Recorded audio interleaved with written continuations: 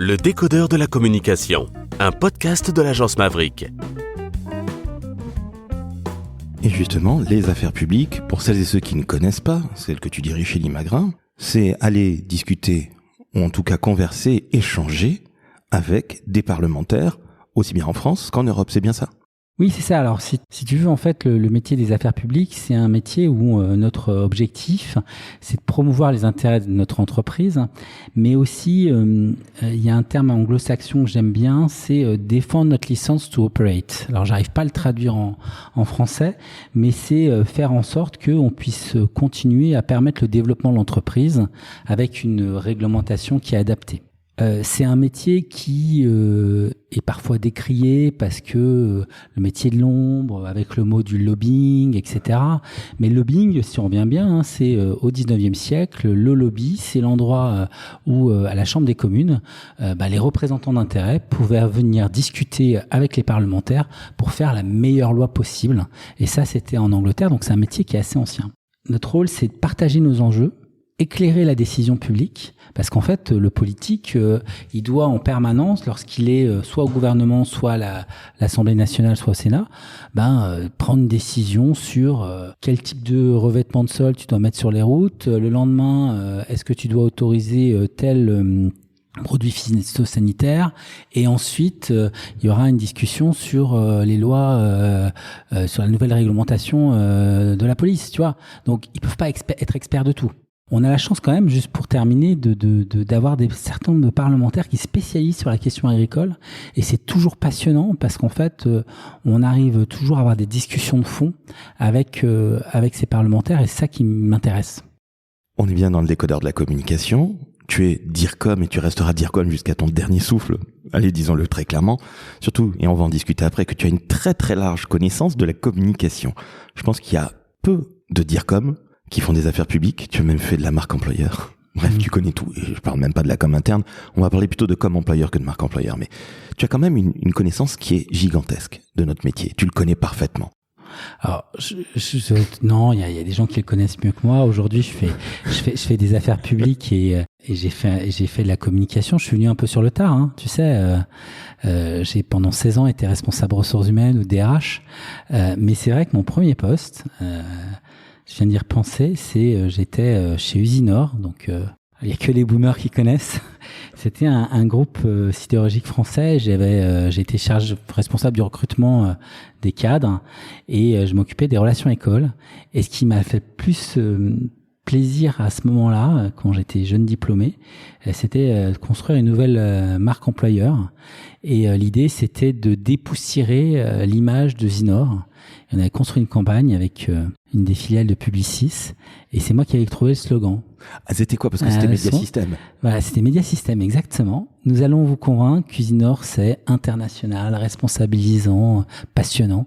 Et je me souviens qu'on avait fait quelque chose d'assez disruptif. Félicitations. Alors, j'ai commencé chez Mediasystem. Ah tu vois, je le savais pas. En 99. Fin 99. Donc, je te disais, tu as une vraie connaissance, tu viens de nous le prouver. Les affaires publiques et la communication. Très honnêtement, comment ça se passe ? Parce que tu me dis, j'y viens sur le tard, mais tu es quand même auréolé déjà de Sciences Po, une vraie connaissance du droit, puisque tu fais ça après.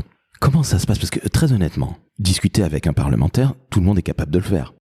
En tout cas, lui parler, lui dire 2-3 bêtises, bonjour, comment ça va ? Bref, la discussion de salon, tout le monde y arrive. Puis c'est aussi leur métier quelque part.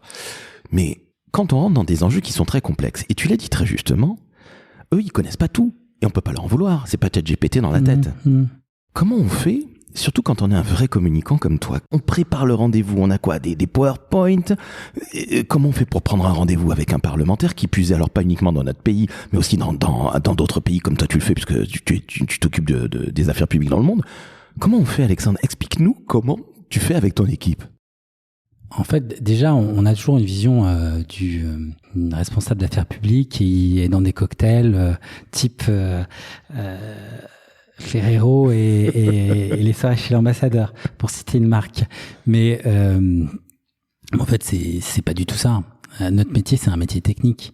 C'est-à-dire que, et surtout en ce moment en France, il faut bien connaître son droit parlementaire parce que quand on a une dissolution qui arrive du jour au lendemain, une volonté du Premier ministre d'engager sa responsabilité, très rapidement, votre patron il vient vous dire, Alexandre, qu'est-ce qui va se passer, et élabore-moi un certain nombre de scénarios pour qu'on puisse prendre des décisions. Parce que l'objectif du directeur des affaires publiques, c'est bien identifier les risques et apporter des solutions à l'entreprise. Donc c'est une bonne connaissance juridique, c'est également préparer les rendez-vous, trouver des arguments, essayer de se mettre à la place de ses interlocuteurs, avoir identifié l'ensemble des impacts des propositions et des décisions que les parlementaires vont prendre.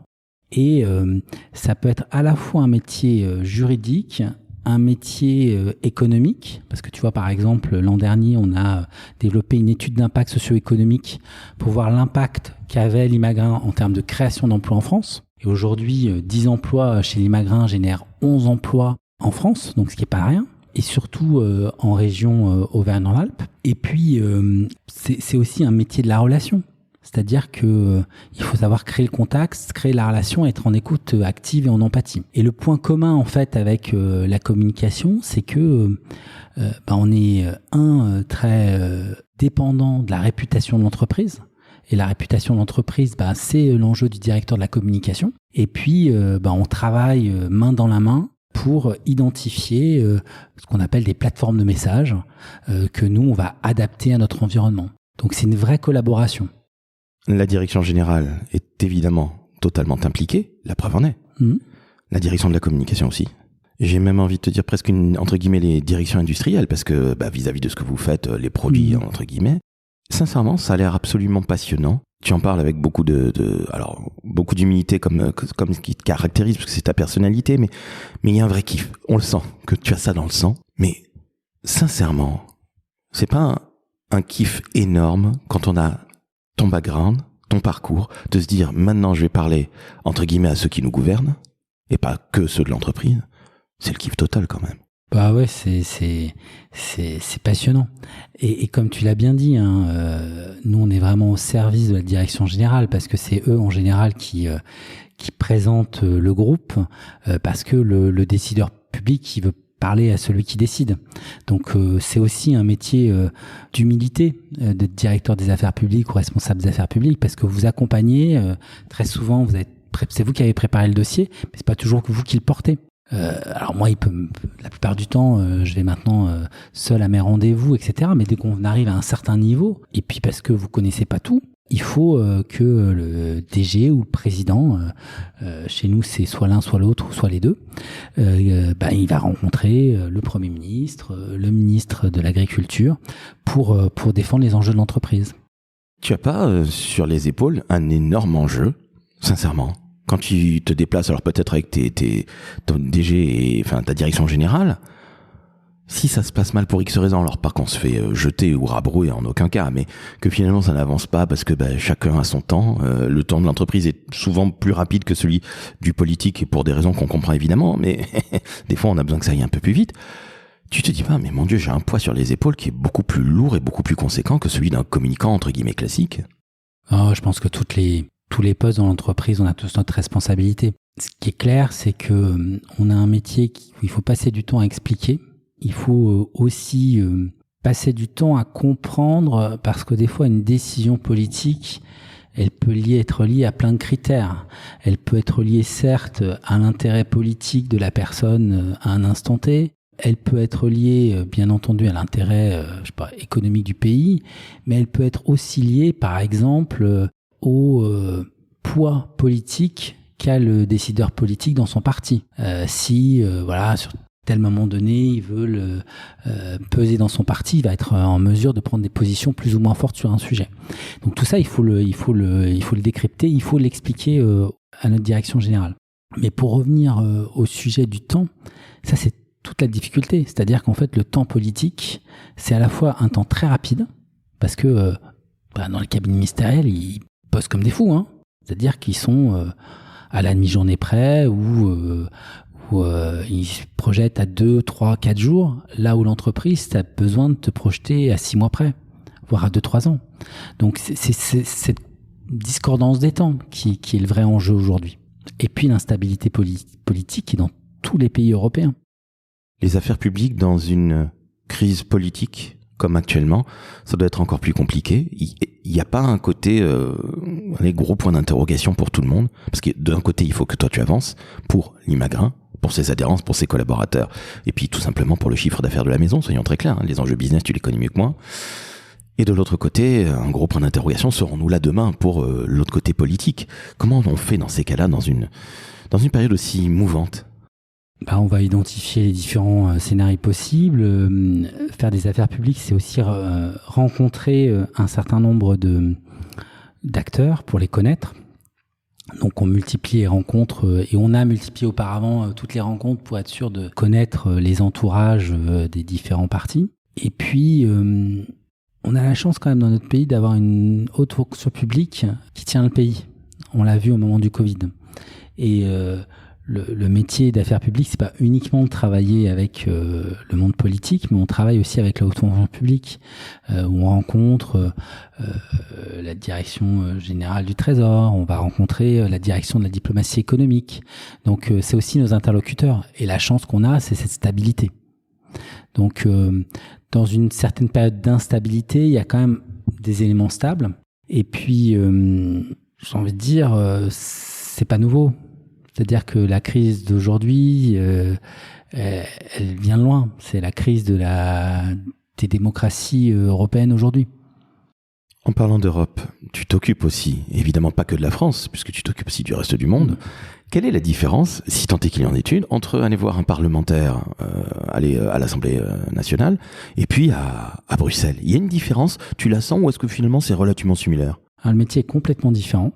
Le métier est beaucoup plus ouvert et avec une perception qui est plus positive au niveau européen, où en fait ça fait partie en fait du jeu de la démocratie européenne d'avoir des représentants d'intérêt qui vont expliquer leurs convictions. Il y a même des discussions, des deals, pour reprendre un terme à la mode, qui peuvent se faire, des compromis. Et puis surtout, le Parlement européen, c'est un Parlement qui n'a pas de majorité, et donc ils sont en permanence en train de travailler des compromis. Alors c'est un fonctionnement qui est vraiment compliqué, l'Europe, entre la Commission, le gouvernement des États, le Parlement européen. Produire une loi européenne, ça prend beaucoup de temps. Donc ça devrait être amélioré. Et je ne sais pas si tu es fan de séries. Oui, entre autres.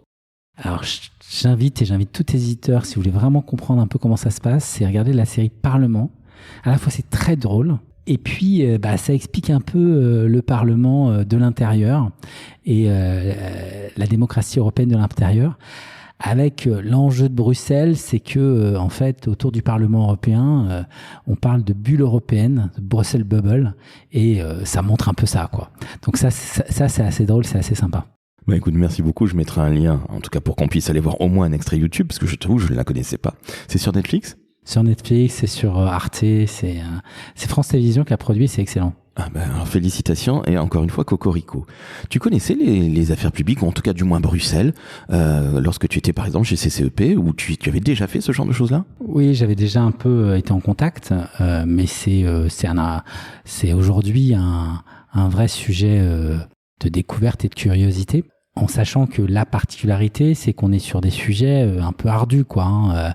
C'est-à-dire que aujourd'hui, autant je maîtrise très bien les sujets de la grande distribution, de la nutrition, c'est des choses que ou du recyclage, c'est un enjeu important chez CCEP. Autant là, on va être sur la sélection variétale.